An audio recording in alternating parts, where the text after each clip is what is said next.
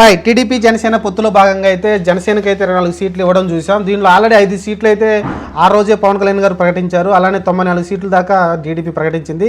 కానీ జనసేనకి ఏదైతే 19 సీట్లు మిగిలి ఉన్నాయో ఎక్కడ పోటీ చేస్తారనేది కొంత క్లారిటీ అయితే వచ్చింది. ఎందుకంటే ఇది ఆంధ్రజ్యోతి ప్రచురించింది. ఆంధ్రజ్యోతి చెప్పిన ప్రతి చోట కూడా అన్ని మార్పులు జరుగుతూ ఉన్నాయి కాబట్టి ఖచ్చితంగా ఈ సీట్లే ఫైనల్ అనుకోవచ్చు. మనమైతే ఉమ్మడి జిల్లాల వారీగా మనం చూసుకుంటే శ్రీకాకుళం జిల్లాకు సంబంధించి పాలకొండ, అలానే విజయనగరం సంబంధించి నెల్లిమర్ల, విశాఖపట్నం నుంచి విశాఖపట్నం దక్షిణం, అలానే పెందుర్తి నుంచి మూడుగల, అలానే అనకాపల్లి నుంచి అనకాపల్లి, యలమంచిలి, అలానే తూర్పుగోదావరి నుంచి Kakinada rural, Razole SC segment, ఇది రాజానగరం, అమలాపురం, గన్నవరం.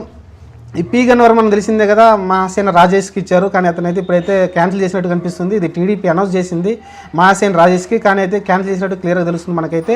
అలానే పిఠాపురం, అక్కడ పిఠాపురం నుంచి పవన్ కళ్యాణ్ పోటీ చేసే అవకాశం కనిపిస్తుంది. ఎందుకంటే భీమవరం లాస్ట్ టైం ఓడిపోయాడు కాబట్టి ఈసారి పిఠాపురం నుంచి